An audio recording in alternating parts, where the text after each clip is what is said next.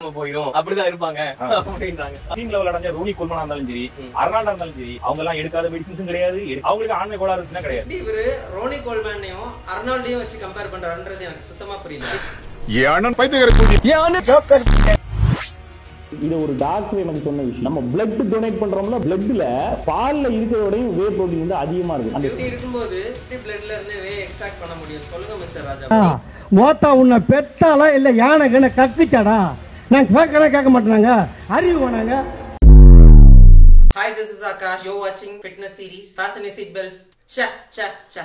இவன் இப்படி சொல்ல மாட்டானே, வேற எப்படி சொல்லுவோம்? Hi, நான் உங்கள் Akash Jones. Follow my channel, support my channel.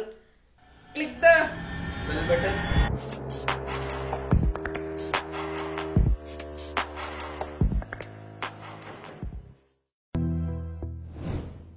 நான் வந்து என்ன சொல்லியிருக்கிறேன், கிரியேட்டின் வந்து இத்தனோண்டு பவுடர் வந்து உங்களுக்கு அதிகப்படியான பவரை தருதுன்னா அதுவும் ஸ்டிராய்டு கிட்டத்தட்ட ஒண்ணு மாதிரி தானே அப்படின்னு சொல்லியிருக்கிறேன். அண்ணா என்ன கேட்டிருக்காருன்னா, கிரியேட்டினும் உடம்புல சுரக்கிறது தான், டெஸ்டோஸ்டெரோனும் உடம்புல சுரக்கிறது தான், ரெண்டுமே நம்ம பத்தலன்னு வெளியே இருந்து கொடுக்குறோம். இது ரெண்டும் ஒண்ணு தானே அப்படின்னு கேட்டிருக்காரு. If I'm not wrong, scientifically கிரியேட்டின்றது நம்ம பாடியிலே சுரக்கிற நேச்சுரலான ஒரு காம்பவுண்ட். இது சிக்கன் அண்ட் பீஃப்லயுமே அதிகமா இருக்கும். பட் ஸ்டெராய்ட்ஸ் அப்படி கிடையாது. ஸ்டெராய்ட் லேப்ல ப்ரொடியூஸ் பண்ண ஒரு சிந்தட்டிக் காம்பவுண்ட். அண்ணா கிரியேட்டின் எடுக்கிற ஒருத்தருக்கு அதிகப்படியான ஸ்ட்ரென்த் கொடுக்கும் அப்படின்னு சொல்லியிருக்காரு. சோ இது எந்த அளவுக்கு உண்மைன்னு பாத்துடலாம். ஒரு பர்சனோட ஒரு பேஸ்லைன் ஸ்ட்ரென்த் 6 ரெப்ஸ் அடிக்கிறாரு அப்படின்னு வச்சுக்கலாம். இவருக்கு 1 மந்த் கிரியேட்டின் சப்ளிமெண்டேஷன் கொடுத்ததுக்கு அப்புறமா இவரோட ஸ்ட்ரென்த் எந்த அளவுக்கு இன்க்ரீஸ் ஆயிருக்கும்னா, இவரோட ஸ்ட்ரென்த் பேஸ்லைன் 6ல இருந்து 2 ரெப் அடிஷனலா கெயின் பண்ணிருக்கு. இதுவே ஸ்டெராய்டு எடுக்கிற ஒருத்தருக்கு பேஸ்லைன் ஸ்ட்ரென்த் 6 இருந்துச்சுன்னா அவர் எவ்வளவு ஸ்ட்ரென்த் கெயின் பண்ணிருப்பாருன்னா 12 ரெப் விட மேல போறதுக்குமே நிறைய சான்ஸ் இருக்கு. இதுலயே உங்களுக்கு தெரிஞ்சிருக்கும் ஸ்டெராய்ட்ஸ் எந்த அளவுக்கு ஒர்க் ஆகும் அண்ட் கிரியேட்டின் எந்த அளவுக்கு ஒர்க் ஆகும். இது மட்டும் இல்லாம கிரியேட்டின் எடுக்கிறதுனால ஷார்ட் டேர்ம்லயோ லாங் டேர்ம்லயோ உங்களுக்கு எந்த விதமான சைடு எஃபெக்ட்ஸ்மே வராது. ஆனா நீங்க ஸ்டெராய்ட்ஸ் எடுத்தீங்கன்னா ஷார்ட் டேர்மா உங்களுக்கு ஆக்னே வரலாம், ஹேர் ஃபால் ஆகலாம், லிவர் டேமேஜ் நடக்கலாம். லாங் டேர்மா நீங்க ஸ்டெராய்ட்ஸ் எடுத்தீங்கன்னா உங்களுக்கு ஹார்மோனல் இம்பேலன்ஸ் வரலாம், ஹார்ட் ரிஸ்க் அதிகமாகலாம், டெஸ்டோஸ்டெரோன் சப்ரஸ் ஆகலாம், இன்ஃபெர்டிலிட்டி வரலாம், ஆர் ஈவன் ஆர்கன் டேமேஜ் கூட ஆகலாம். கிரியேட்டின் வேர்ல்டு வைடா லீகலைஸ் பண்ணப்பட்ட ஒரு சப்ளிமெண்ட். இத எல்லா அத்லெட்ஸும் யூஸ் பண்றாங்க. ஆனா ஸ்டெராய்ட்ஸ் அப்படி கிடையாது. ஸ்டெராய்ட்ஸ் ஒரு பேன் பண்ணப்பட்ட இல்லீகல் சப்ஸ்டன்ஸ். இது ஒரு டாக்டர் பிரிஸ்கிரிப்ஷன் இல்லாம எடுக்க முடியாது.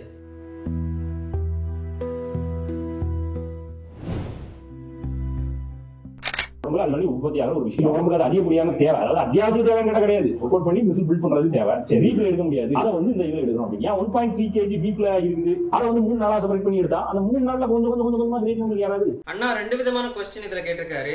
ஒன்னு, இது அத்தியாவசியமான பொருள் இல்ல அப்படின்னு சொல்லியிருக்காரு. உண்மையிலே கேட்டீங்கன்னா கிரியேட்டின் இல்லாமலே உங்களால எஃபெக்டிவா மசில் பில்ட் பண்ண முடியும். இது அத்தியாவசியமான்னு கேட்டீங்கன்னா கண்டிப்பா கிடையாது. பட் உங்களோட மசில் பில்டிங் ப்ராசஸ இன்னும் நெக்ஸ்ட் லெவலுக்கு கொண்டு போகணும்னு நினைச்சீங்கன்னா நீங்க கண்டிப்பா கிரியேட்டின் எடுக்கலாம். கிரியேட்டின் யாரெல்லாம் எடுக்க வேணும்னு கேட்டீங்கன்னா, ஒரு சில பேர் கிரியேட்டினுக்கு ரெஸ்பாண்ட் ஆக மாட்டாங்க. இன்கேஸ் நீங்க ஒரு நான் ரெஸ்பாண்டரா இருந்து உங்களோட கோல் மசில் பில்டிங்கா இருந்துச்சுன்னா நீங்க கிரியேட்டின் எடுக்க வேண்டியது இல்ல. நீங்க ஒரு பிகினரா இருந்தாலும் ஃபர்ஸ்ட் நீங்க உங்களோட ஃபார்மை கரெக்ட் பண்ணிட்டு உங்களோட 1 ரெப் மேக்ஸ், உங்களோட ஸ்ட்ரென்த் பொட்டன்ஷியல் எல்லாம் எவ்வளோன்னு தெரிஞ்சுக்கிட்டு அதுக்கப்புறமா ஒரு நல்ல ட்ரைனரோட கைடன்ஸ்ல கிரியேட்டின் எடுக்கிறது ரொம்பவே நல்லது. அண்ணா 2வது கேள்வி என்ன கேட்டிருக்காருன்னா, 1.3 கிலோகிராம் ஆஃப் பீஃபை கொஞ்சம் கொஞ்சமா செப்பரேட் பண்ணி எடுத்தா அதுல இருந்து கிரியேட்டின் கிடைக்குமா அப்படின்னு கேட்டிருக்காரு. ஃபர்ஸ்ட் ஆஃப் ஆல் நீங்க கிரியேட்டினை மசில் பில்டிங் பர்பஸ்க்காக எடுக்கிறீங்கன்னா அதோட மினிமம் ரெக்கமெண்டட் டோசேஜ் எவ்வளோனா 3ல இருந்து 5 கிராம். கிரியேட்டின் 5 கிராம் எடுத்த ஒரே நாள்லயே உங்களுக்கு ஸ்ட்ரென்த் கெயின் ஆயிடாது. நீங்க சிக்னிஃபிகண்டா உங்களோட ஸ்ட்ரென்த் லெவல்ஸ்ல ஒரு இம்ப்ரூவ்மெண்ட் பார்க்கணும்னா நீங்க 3ல இருந்து 5 கிராம் கண்டினியூஸா ஒரு 4 வீக்ஸ் எடுத்தாதான் உங்களுக்கு நல்ல ரிசல்ட்ஸ் கிடைக்கும். நீங்க டெய்லி 5 கிராம் கிரியேட்டின் பீஃப்ல இருந்து மட்டும் எடுக்கணும்னா நீங்க 1 கிலோகிராம் ஆஃப் பீஃப் சாப்பிட வேண்டி வரும். 1 கிலோகிராம் ஆஃப் பீஃப் 400 ரூபாய் வரும். சோ இது காஸ்ட் எஃபெக்டிவான ஒரு ஆப்ஷன் கிடையாது. அது மட்டும் இல்லாம நீங்க பீஃபை குக் பண்ணி சாப்பிடும்போது அதுல இருக்கிற கிரியேட்டின் லெவல் 20 to 30% வரைக்கும் டிராப் ஆயிடும். பீஃபை நீங்க லாங் ரன்ல எடுக்க முடியாது. ஏன்னா இதுல சாச்சுரேட்டட் ஃபேட் அதிகம். சாச்சுரேட்டட் ஃபேட் அதிகமா சாப்பிடுறதுனால உங்களுக்கு நிறைய ஹெல்த் இஷ்யூஸ் வரலாம். அண்ட் டெய்லி நீங்க 1 கிலோ பீஃப் சாப்பிடுறது பிராக்டிகலி இம்பாசிபிள். பட் கிரியேட்டின் அப்படி கிடையாது. கிரியேட்டின் இருக்கிறதுலே சீப்பஸ்ட் சப்ளிமெண்ட். ஒரு நல்ல கிரியேட்டின் பிராண்ட் வாங்கினாலே 300 to 500 rupees தான் ஆகும். கிரியேட்டின் எடுக்கிறதுனால பெருசா எந்த ஒரு சைடு எஃபெக்ட்ஸ்மே வராது. கிரியேட்டினை நீங்க டெய்லி எடுக்கிறதுனால ஆப்டிமல் டோசேஜை ஹிட் பண்ண முடியும். அண்ட் இது யூஸ் பண்றதுமே ரொம்பவே ஈஸியான விஷயம்.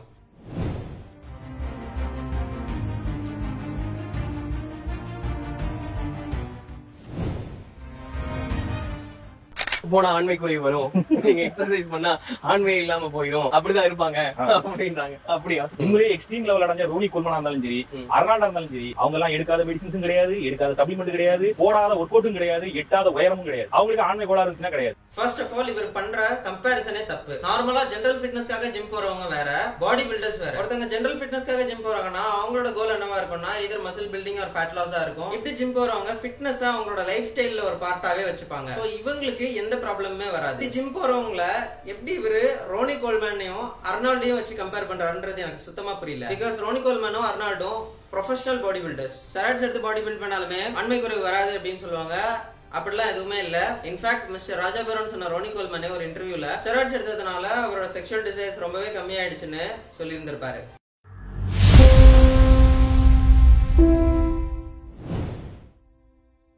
But with an increase in testosterone in your bloodstream, do you feel more turned on? No, you're not. It's not just the same. No, you less turned on. You're less turned on. Yeah, you less. At least I was. I'll just say it like that. I don't know with somebody else.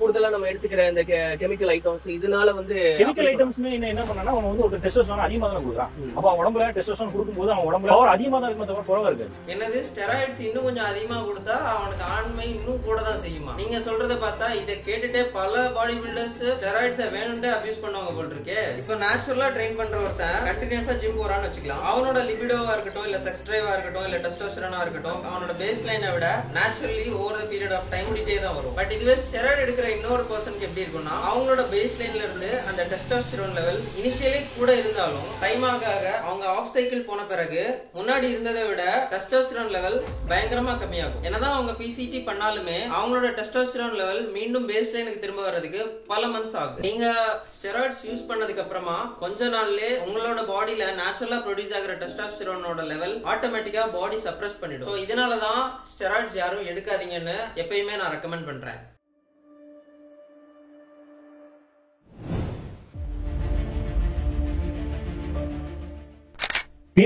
கொஞ்ச நாள் தான் எடுத்துருந்தேன். இவ்வளவு டப்பா இருக்கும், ஒரு வாங்கி வச்சிருந்த வீட்டுல எடுத்துட்டு இருந்தேன். எங்க அக்கா எடுத்து என்ன பண்ணிட்டா, ஏமா அந்த பாருமா இது பவுடர் வச்சுக்க இவ்வளவு போட்டு தான் எடுக்க, இது ஏதோ மருந்து மோசமான மருந்து, இது சரியில்லைன்னு சொல்லிட்டு அப்படியே கொண்டு போய் என்ன பண்ணிட்டா ஓட சாக்கடை ஓட இருக்குல்ல அதுக்குள்ள போட்டுட்டா. அப்படியே மிஸ்டர் ராஜா பரோன், உங்க அக்கா உங்க மேல இந்த அளவுக்கு ஹெல்த் கன்சர்ன்டா இருந்திருக்காங்களா? ஃபர்ஸ்ட் ஆஃப் ஆல் உங்ககிட்ட ஒரு சின்ன ஒரு क्वेश्चन கேக்குறேனே, நீங்க ஃபர்ஸ்ட் நேச்சுரலா?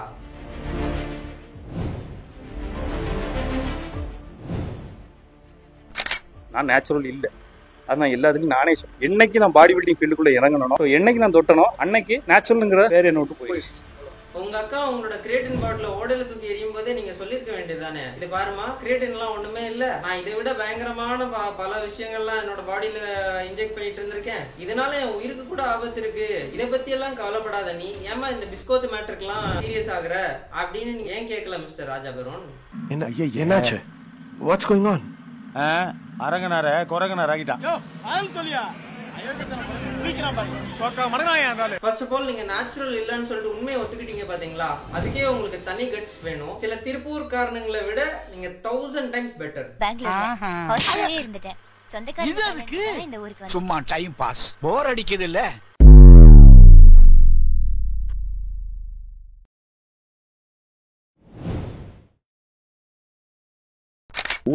ஒரு கிலோ பவுடர் வே புரோட்டீன் தயாரிக்க எத்தனையோ லிட்டர் பால் வந்து இது பண்ணும். ஆனா அங்க நமக்கு கிடைக்கிறது வந்து என்னது, ஈஸியா கிடைச்சது 1500 ரூபாய்க்கு எப்படி கிடைக்குது? இது ஒரு டாக்டர் எனக்கு சொன்ன விஷயம். நம்ம பிளட் டொனேட் பண்றோம்ல, பிளட், இந்த பிளட்ல பால்ல இருக்கிறதோடையும் வே புரோட்டீன் வந்து அதிகமா இருக்கு அந்த செல்ஸ்ல. நாம டொனேட் பண்ற பிளட் எல்லாமே வந்து யூஸ் பண்றது கிடையாது, நிறைய பிளட் வந்து வேஸ்ட் பண்ணுவாங்க. அந்த பிளட்ஸை கம்பெனிஸ் வாங்கி அதுல இருந்து ஈஸியா வே புரோட்டீனை பிரிச்சு எடுக்கிறாங்க. எடுத்து அதுதான் அந்த வே புரோட்டீனை எனக்கு பக்குன்னு ஆயிடுச்சு. என்ன மிஸ்டர் ராஜா பரோன், ஒரு டாக்டர் சொன்னாரா? ஐ திங்க் நீங்க வேற ஒரு நல்ல டாக்டரா போய் பார்க்கணும்னு நினைக்கிறேன். ஆக்சுவலி வே புரோட்டீன் நமக்கு எப்படி கிடைக்குதுன்னா பால் பன்னீராக்குற அந்த ப்ராசஸ்ல லிக்விட் வேயும் கேசினும் தனியா பிரிஞ்சு அதுல வேயை மட்டும் தனியா பிரிச்சு நமக்கு ஃபில்டர் பண்ணி கிடைக்கிறது தான் வே புரோட்டீனா நமக்கு கொடுக்குறாங்க. பிளட்ன்றது 55% பிளாஸ்மானாலையும் 44% ஆர்பிசினாலையும் மிச்சம் இருக்கிற 1% WBC அண்ட் பிளேட்லெட்ஸ்னாலையும் ஆனது. ஃபர்ஸ்ட் ஆஃப் ஆல் பிளட்ல இருந்து வே புரோட்டீன் தயாரிக்கவே முடியாது. அப்படியே பிளட்ல இருந்து புரோட்டீனை மட்டும் தனியா பிரிச்சு எடுத்தாலும் மசில் பில்ட் பண்ற அளவுக்கு அமினோ ஆசிட் ப்ரொஃபைல்லாம் அதுல கிடையாது. அது மட்டும் இல்ல பிளட்ல இருந்து புரோட்டீனை மட்டும் தனியா பிரிச்சு எடுக்கிற ப்ராசஸ் ரொம்பவே எக்ஸ்பென்சிவ். இப்படி இருக்கும்போது பிளட்ல இருந்து வே எக்ஸ்ட்ராக்ட் பண்ண முடியும்? சொல்லுங்க மிஸ்டர் ராஜாபாபு, நீங்களே சொல்லுங்க. வாட்ஸ்அப்ல வர ஃபார்வர்ட் எல்லாம் எப்படி சோஷியல் மீடியால தைரியமா பேசுறீங்க? ஓத்தா உன்னை பெத்தாலா இல்ல யானை கண்ண கக்குச்சாடா? நான் கேட்க மாட்டேனாங்க, அறிவு வேணாங்க. இந்த வீடியோல போதிய அவகாசம் இல்லாத காரணத்தினால இந்த வீடியோவை இதோட ஸ்டாப் பண்ண வேண்டிய ஒரு நிலைமை வந்துருச்சு. இந்த வீடியோவோட பார்ட் 2 நாளைக்கு அவைலபிளா இருக்கும். அண்ட் இதே வீடியோட கமெண்ட் செக்ஷன்ல பார்ட் 2 ஓட லிங்கை பின் பண்ணி வைக்கிறேன். Until then, remember the name Akash Jones. Good luck.